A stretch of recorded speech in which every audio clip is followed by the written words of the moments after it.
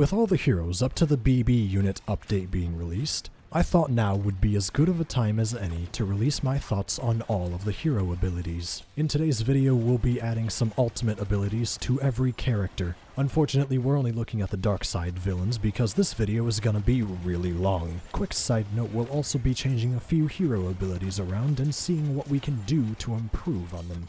At the top of the list, Kylo Ren.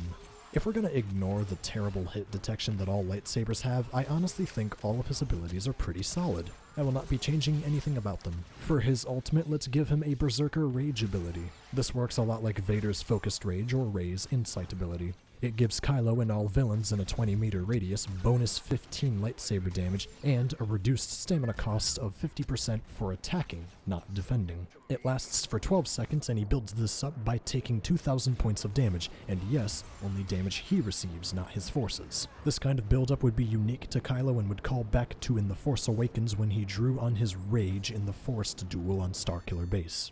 Moving on is Palpatine. Again, solid ability set, no changes here other than some rebalancing.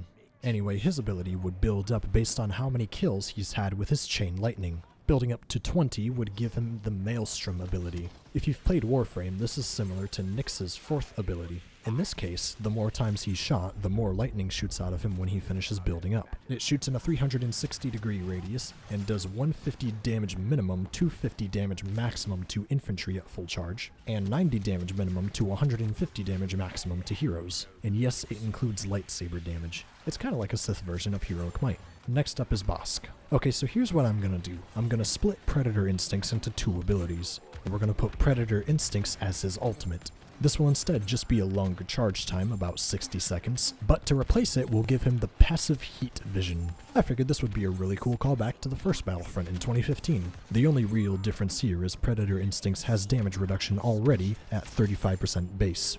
He will have a star card, the only star card, mind you, that has any effect on the ultimate ability, that can increase this. Each rank will increase it by 5%. The two other Predator cards will instead be for his Vision ability. One will increase your sprint speed, 20, 30, 40, and 50% faster, and his other will be so that you can see enemies through walls within a certain radius, going up by 3 meters, 6 meters, 9 meters, and 12 meters. Maybe I could buff this a little, it seems a little short. Let me know in the comments. Let's move on to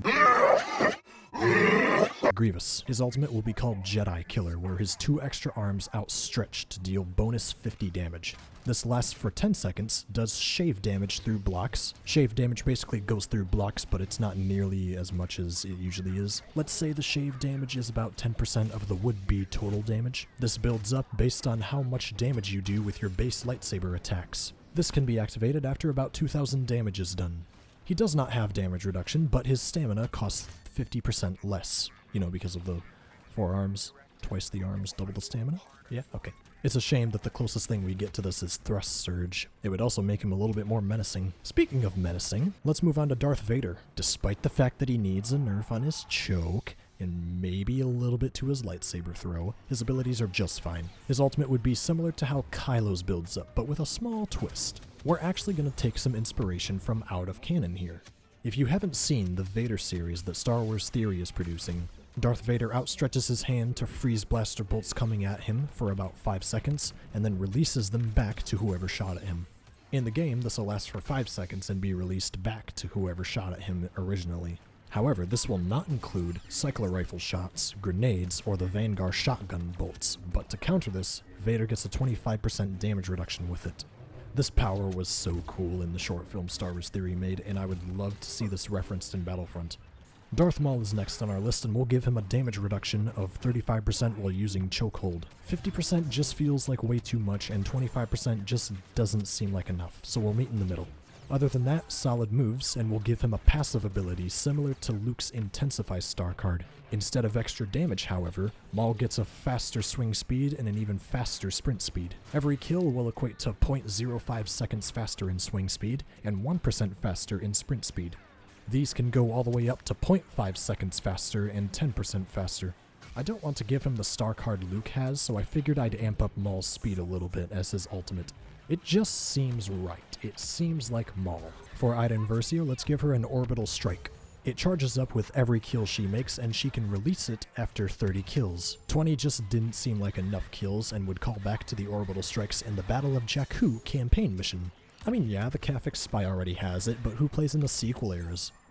Boba Fett is going to have, what else, the missile on his back as his ultimate. The ability can be used after 20 kills with his wrist rockets.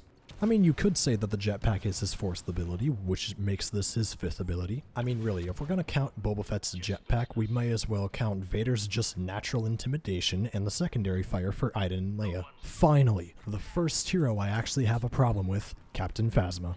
I actually want to rework her droid so that it roams around. Rather than a stun, incorporate Dioxis instead.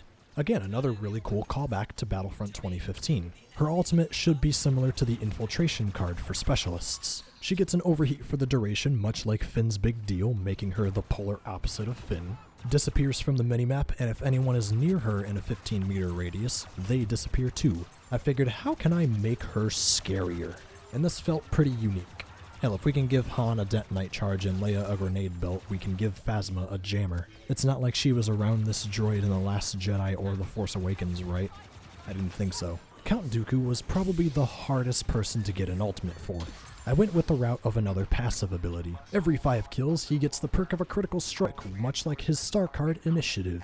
I decided this because there were very few things Dooku actually does in the Clone Wars and the movies that is worthy of a special move. Instead of the Initiative star card, let's replace it with the recharge rate of his dodges. And BB-9E, we can just remove from the game. Thank you all for watching. So what did you think of these ultimates? What would you put as everyone's ultimate abilities on the dark side? What would you put them for the light side, or which abilities would you change around? I'd absolutely love to read through all of them in the comments down below. And as always, remember to subscribe to stay up to date with my shenanigans and make the like button blush.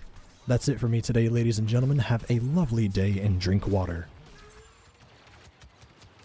It gives Kylo and all villains in a 20-meter radius bonus 15 extra lightsaber damage. Bonus and extra mean the same thing, god damn it.